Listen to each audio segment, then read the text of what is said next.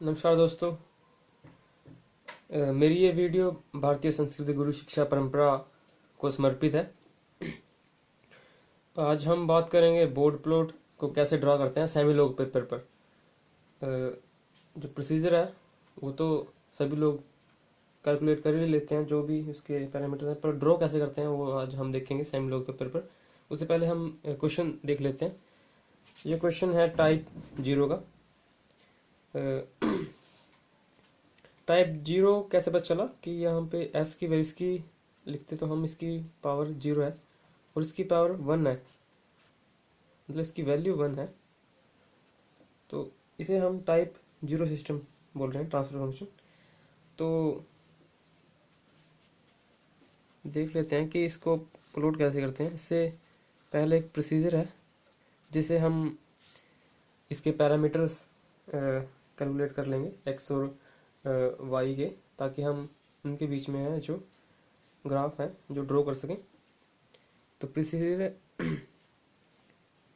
सबसे पहले स्टेप 1,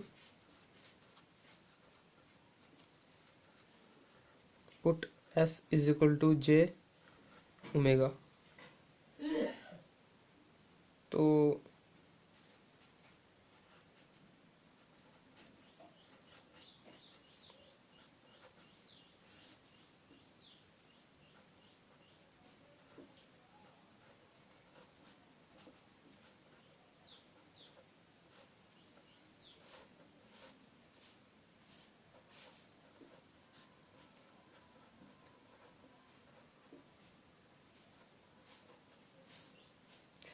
तो स्टेप 1 में हम फाइंड करते हैं कॉर्नर फ्रीक्वेंसीज।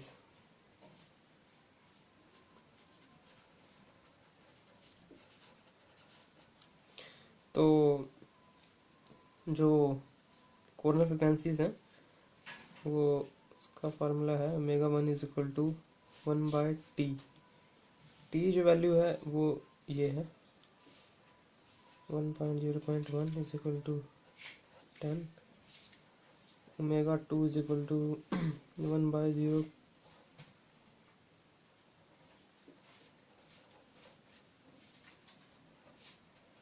ये आ जाएगा 20। इसकी यूनिट है रेडियन पर सेकेंड। ओमेगा 3, वैसे तो ये सिस्टम गिवन था, ये इसमें दो ही रूट्स दिए हुए थे, पर मैंने ये तीसरा भी ले लिया ताकि हमें आप लोगों को पता लग सके कि एक्चुअल में हो क्या रहा है। और ये 20, -20, -40 और -60 जो डीके बोल रहे हैं वो कैसे हम सेमी लॉग पेपर पे ड्रॉ करते हैं, इसके लिए मैंने तीसरी कॉर्नर फ्रिक्वेंसी भी ले ली है।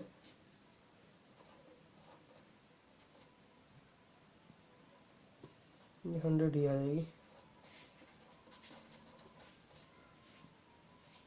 इसके बाद जो स्टेप 2 है, ये हमारा स्टेप 1 है।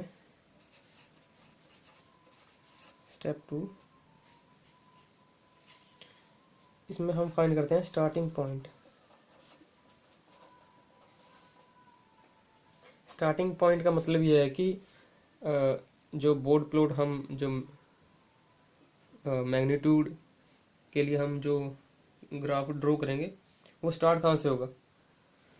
तो उसका फार्मूला है starting point is equal to 20 log के, और जो ये के है इसको बोलते हैं गेन। और इस क्वेश्चन में ये सही फॉर्मेट में दिया हुआ है एक्चुअली। इसमें 1 प्लस करके सभी टर्म 1 प्लस करके दी हुई है। अगर 1 प्लस ना होता, यहाँ पे कुछ और होता है, यहाँ पे 2 होता है या कुछ और होता, तो उसके हम वन में कन्वर्ट कर लेते और 2 को कॉमन ले लेते, या कुछ भी होता, 5 होता है यहाँ पे, मान लो 5 को कॉमन ले लेते यहाँ पे, उसके बाय 5 कर लेते। ये यहाँ पे जो टर्म आती वो कॉर्नर फ्रिक्वेंसी बन जाती, उसके 15/5 हो जाता तो 3 हो जाता, तो वैल्यू ऑफ के इज इक्वल टू 3 आ जाती। तो यहाँ पे ऐसा नहीं है, तो सही फॉर्मेट में दिया हुआ है, तो इस करके हम ऐसे लिख लेते हैं। 15 इसकी वैल्यू है 20 log।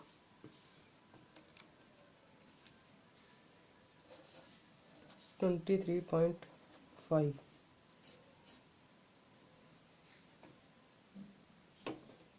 Starting point. तो ये टाइप जीरो सिस्टम हमने शुरू में लिया है ताकि क्योंकि जो टाइप 1 और टाइप 2 के क्वेश्चन है उनका सोल्यूशन में जो स्टार्टिंग पॉइंट है उन्हीं में थोड़ा चेंज है। बाकी सब क्वेश्चन मतलब सारा प्रोसीजर सेम है। और यही दिखाने के लिए मैंने आपके लिए ये टाइप जीरो सिस्टम का क्वेश्चन लिया है। तो इसमें जो इनिशियल स्लोप है जो वो 0 dB का होगा। मतलब स्टार्ट ये यहाँ से होगा, मतलब स्लोप यहाँ पे अगर ले लें तो, और यहाँ पे फ्रीक्वेंसी ले लें ओमेगा में, तो स्टार्टिंग में होगा 0 dB पर डेक। और ये चलेगा पहली जो सबसे कम कॉर्नर फ्रिक्वेंसी है वहाँ तक, यानी कि यहाँ पे हमारे पास 10 है, ये सभी इनसे बड़ी हैं तो यहाँ 10 तक, 10 रेडियन पर सेकंड तक 0 dB का स्लोप रहेगा। मतलब स्ट्रेट लाइन आ जाएगी वहाँ तक 10 तक। उसके बाद ये पोल की वजह से है कॉर्नर फ्रिक्वेंसी तो -20,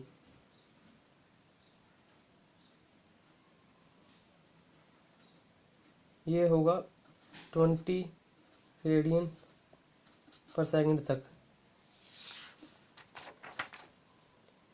तो उसके बाद दूसरी जो तीसरी थर्ड कॉर्नर फ्रिक्वेंसी है वो भी एक पोल की वजह से है, तो -20 ये हो जाएगा आपका -40 dB पर डेक। ये चलेगी आपकी 100 रेडियन पर सेकंड तक। मतलब इस डाटा से हम सेमी लॉग पेपर पर जो है हमारा मैग्नीट्यूड का ग्राफ ड्रॉ कर सकते हैं। तो एक क्विक रिवीजन ले लेते हैं। सबसे पहले हमने S = j ओमेगा पुट किया, वहाँ से ओमेगा 1 ओमेगा 2 ओमेगा 3 जितनी भी हमारी कॉर्नर फ्रिक्वेंसीज थी हमने वो लिख ली। एक्चुअल में कॉर्नर फ्रिक्वेंसीज है क्या, हम इनको यहाँ बोर्ड प्लॉट में इनको फ्रिक्वेंसी बोल रहे हैं पर है ये रूट्स ही हैं। आप देखेंगे कैरेक्टरिस्टिक इक्वेशन के रूट्स हैं, इन्हीं से हम दूसरे जो मेथड थे वहाँ हम इनकी स्टेबिलिटी इन्हीं के थ्रू देख रहे थे। तो यहाँ पे हम इनको कॉर्नर फ्रिक्वेंसीज बोल रहे हैं 1/t करके। वहाँ पे हम जो जीरोस में थे, मतलब यहाँ पे ऊपर की कोई टर्म आती थी तो उसको हम लेते नहीं थे, मतलब निगलेक्ट कर लेते थे, उसकी स्टेबिलिटी नहीं देखते थे। इसमें जो है यहाँ पे अगर कोई टर्म आती, मतलब यहाँ पे अगर कुछ भी होता तो यहाँ पे कॉर्नर फ्रिक्वेंसी में लिखी जाती और उसका स्लोप मतलब इन सभी का तो माइनस में चल रहा है तो उसका प्लस में चलता, मतलब +20 dB पर डेक। अगर मतलब यहाँ पे एक टर्म होती, 2 होती, 3 होती, जितनी मर्जी होती टर्म, वो चीज़ बस इसे हम ड्रॉ कर सकते हैं अब। उससे पहले हम स्टेप थर्ड बोल लो इसको, या इसको अलग से हेडलाइन लगा के आप 4 फेज प्लॉट बोल लो, ठीक है। उसके लिए फेज प्लॉट करने के लिए आपको इसका मतलब टाइप जीरो ट्रांसफर फंक्शन का मतलब जो फॉर्मूला है उसका लिखने का तरीका ये है कि जैसे angle j omega h j omega = उसमें अब जैसे इसकी वैल्यू यहाँ पे 0 है, मतलब टाइप 0 है सिस्टम, तो यहाँ पे कुछ भी लिखने की जरूरत नहीं है। तो ये -tan इनवर्स से स्टार्ट होगा और जहाँ पे इसकी वैल्यू है ये tan इनवर्स में लिख लेनी है 0.1 omega minus tan inverse 0.05 omega, और एक और टर्म थी -tan इनवर्स 0.01 ओमेगा।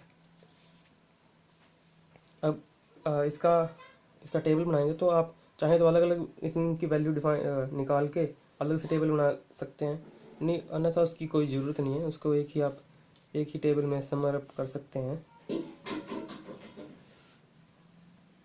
इसमें हम ओमेगा की वैल्यू रखेंगे। इसको मान लो आप फाई कोई एंगल है, ठीक है। अच्छा, इसकी आप वैसे तो कोई भी वैल्यू रख सकते हैं, पर हमने जो वहाँ पे वैल्यू रखनी है वो इनको मद्दे नज़र रखते हुए रखनी है, मतलब ये भी उनके अंदर आ जाएं, ये वैल्यूज़ भी उनके अंदर आ जाएं। तो यहाँ पे जैसे 10 है,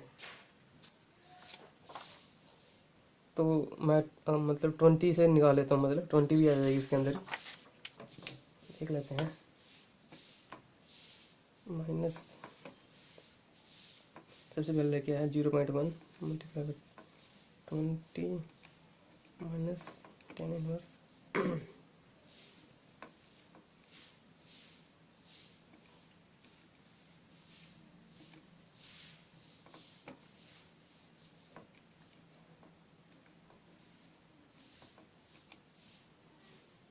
तो इसकी वैल्यू आ गई -119.7 डिग्री एंगल है। तो और हम अगर इसको किसी में देखें, 30 में देख लेते हैं। चलो, इसमें हमने कुछ नहीं करना, बस इसमें इसके पैरामीटर्स इसके अंदर से चेंज कर देने। अच्छा, 30 पे इसकी वैल्यू है -144.5 माइनस में। अच्छा, अब इसको कर लेते हैं 50 पे।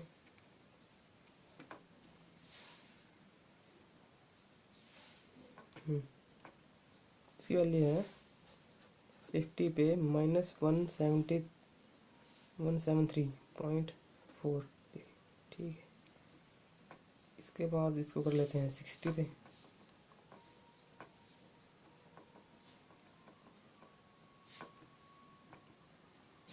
अच्छा, -83.0, इसको कोई जरूरत नहीं है। इसको कर लेते हैं, चलो सीधा 90 पे ही कर लेते हैं इसको।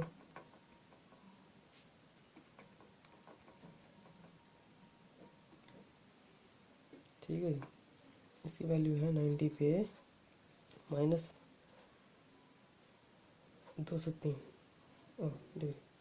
तो ये हमारे पास आ चुके हैं। इनसे हम जो है हमारा जो मैग्नीट्यूड और फेस कर्व है हम ड्रॉ कर सकते हैं सेमी लॉग पेपर पर।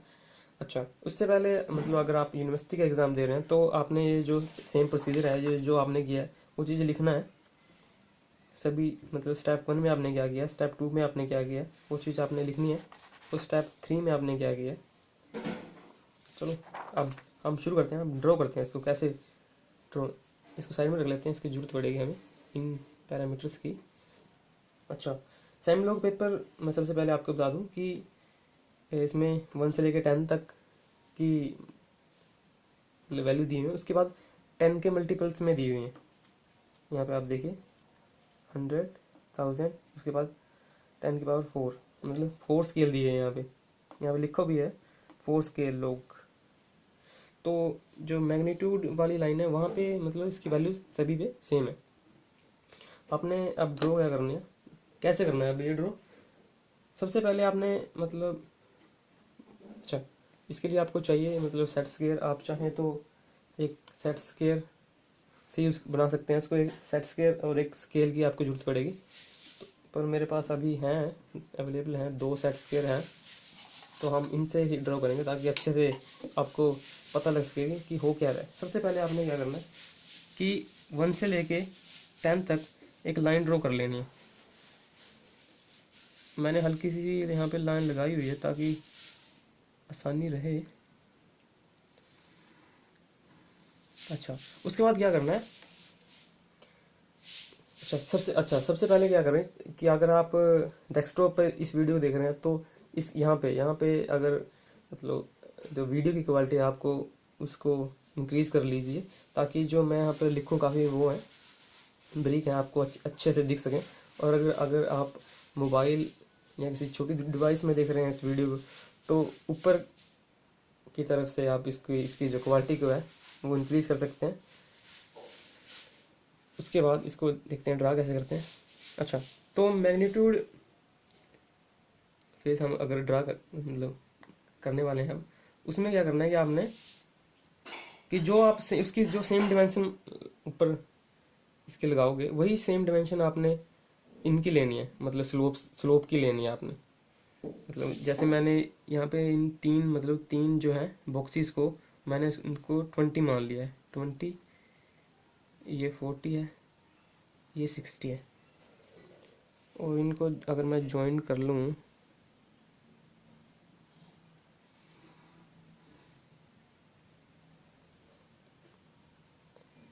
एक्चुअल में इन लाइनों का फ़ायदा ये है कि ये रेफरेंस लाइन है, इनको हम सेट स्क्वायर से उठाकर वहाँ पे रख सकते हैं। नहीं, ये बनेगा नहीं इनके बगैर। बन तो सकता है, स्टार्टिंग फर्स्ट लाइन बन सकती है, उसके बाद फिर इनकी जरूरत पड़ेगी ही पड़ेगी। अच्छा, ये बन गई। इसको हम बोलते हैं -20 dB पर डेकेड, इसको बोलते हैं -40 dB पर डेकेड, ये है -60 dB पर। ठीक है, अब एक हमने एक लाइन लगा के यहाँ पे बेस लाइन जिसको हम बोलते हैं, जैसे हम अर्थ को बेस लाइन मानते हैं, उसके ऊपर जितनी भी हाइट होती है हम उसकी हाइट बता देते हैं, और उससे नीचे जितनी भी डेप्थ होती है हम उस मतलब अर्थ के कंपैरिजन में बताते हैं। तो इस करके हम यहाँ पे एक लाइन लगा लेते हैं, कहीं पे भी लगा सकते हो आप।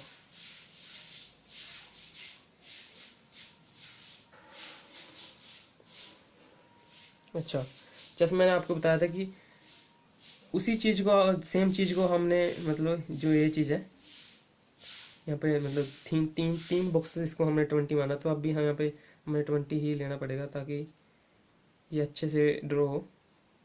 उसी को हम जो है उसका स्लो बोलते हैं। तो अब देख लेते हैं हमारे पास वैल्यू क्या क्या थी।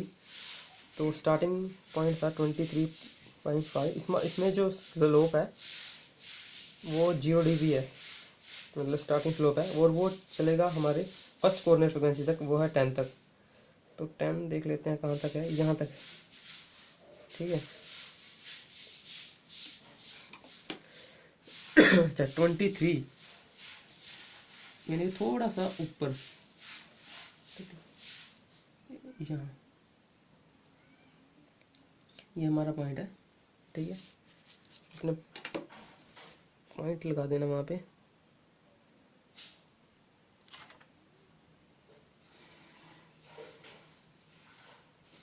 यहाँ पे लिख दीजिए आप, ये है 0 dB पर।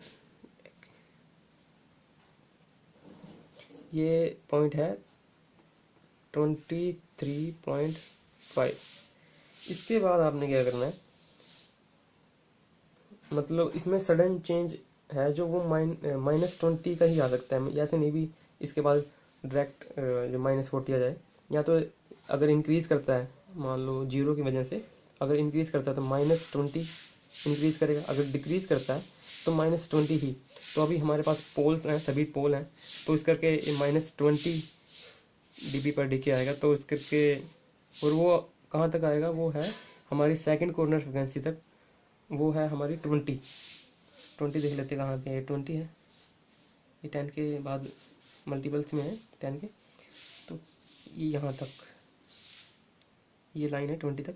उसके बाद हमने क्या करना है कि 20 dB का डीके है, तो आपने क्या कैसे उठानी है ये लाइन, इसको यहाँ पे रखना है,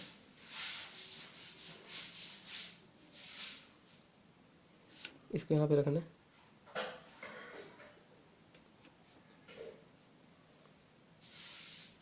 तो हल्के से लेते हुए इस पॉइंट तक लेके जाना है, और 20 कहाँ से, ये 20 यहाँ तक, ये लाइन, ये हो गया हमारा -20 dB पर टेक। ये वैल्यू थी हमारी 10 और ये वैल्यू है हमारी 20। इसके बाद हमारे पास एक और कॉर्नर फ्रिक्वेंसी, वो भी पोल की वजह से ही है, वो है 100 ये रही, और उसकी वजह से भी हमारा -20 dB का स्लोप होगा। तो वो कैसे, मतलब -20 और -20 तो -40 हो गया है स्लोप इसका। तो -40 की लाइन हम ऊपर से उठाएंगे।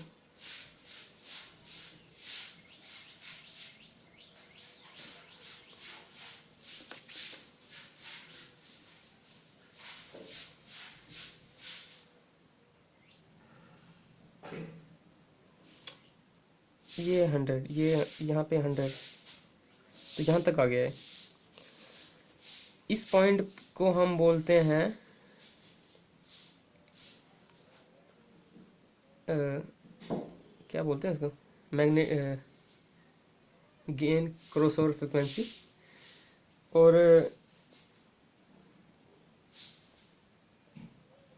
जिससे हम जो है अपने फेज मार्जिन को कैलकुलेट कर सकते हैं। जिस पे इसकी वैल्यू 0 हो जाए उसको हम बोलते हैं गेन क्रॉसओवर फ्रिक्वेंसी। अगर इसके बाद अगर कोई कॉर्नर फ्रिक्वेंसी होती और वो होती 0 की वजह से, तो -20 हो जाता। तो अभी तो -40 है, इसका जो है स्लोप है वो है -40 dB पर डेकेड। गेन क्रॉसओवर फ्रिक्वेंसी इसको लिखते हैं ओमेगा ई से। तो ये कुछ यहाँ पे कुछ ऐसे हो जाती। अगर वो कॉर्नर फ्रिक्वेंसी होती पोल की वजह से तो -60 हो जाती। तो हम यहाँ से 60 की लाइन उठाते और उसको लेके जाते, तो ये और नीचे आ जाता है। तो उसकी हमें जरूरत नहीं है, इतना ही था। तो इसके बाद हम ड्रॉ करते हैं फेज फ्लो। ये कुछ, हाँ ये वैल्यू दी उसको ड्रा करने के लिए हम फिर से जो है एक बेस लाइन लगा लेते हैं।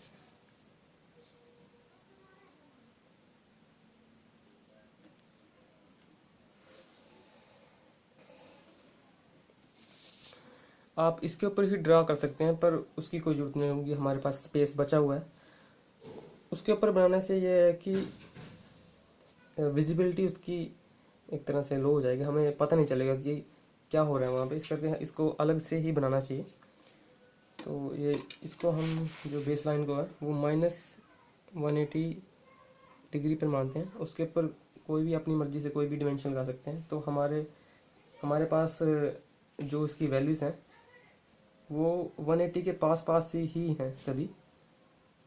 तो हमें कोई ज़्यादा गैप लेने की ज़रूरत नहीं है। तो कैसे करेंगे, तो इससे हम 20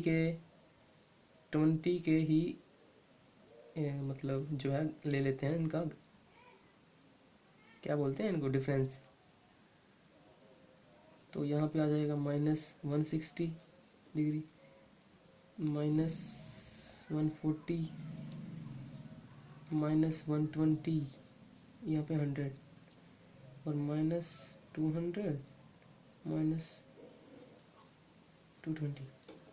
अच्छा, अगर आपने ये सेम चीज़ अगर इसके ऊपर भी ड्रा करनी है तो ये इन पैरामीटर, इनको डिमेंशन को उठाना है, इसको ये सेम एज इट इज़ यहाँ पर रख देना है और ड्रा करना है, मतलब सेम यहीं से, मतलब ये एज इट इज़ यहाँ पे लिख लेना है, यहाँ से डिग्रीज होते हुए माइनस में।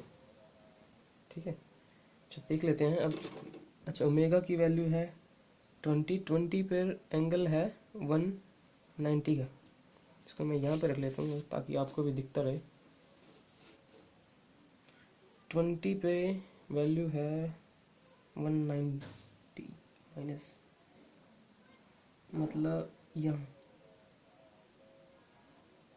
थोड़ा 120 से थोड़ा ऊपर, इसको हम ऐसे मार्क कर लेते हैं। उसके बाद 30 पे, 30 ये रहा, 30 पर इसकी वैल्यू है -44। अच्छा,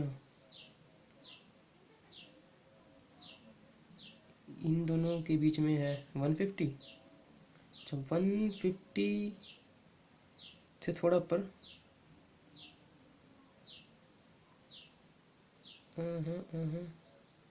144, यहाँ आ जाएगा, इनके बीच में आ जाएगा। 150 और 140 के बीच में आ जाएगा पॉइंट, इसको मार्क कर लेते हैं। और 50 पे है 50 ये रहा अपना 5 173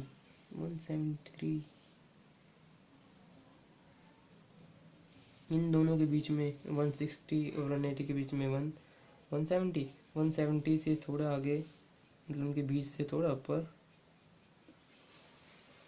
ये पॉइंट और 60 पे है 183, मतलब ये क्रॉस कर चुका है अब कितना। अच्छा, इनके दोनों के बीच में 190 और 180 के बीच में 185, इसके इनके बीच में कहीं ये पॉइंट है, इसको यहाँ पे मार्क कर लेते हैं। अच्छा, अब 90 पर है 203। अच्छा, ये 90 है, ये 200 के थोड़ा सा नीचे ये पॉइंट, ठीक है। अब इसको हम एक हैंड साइड कर लेते हैं ड्रू।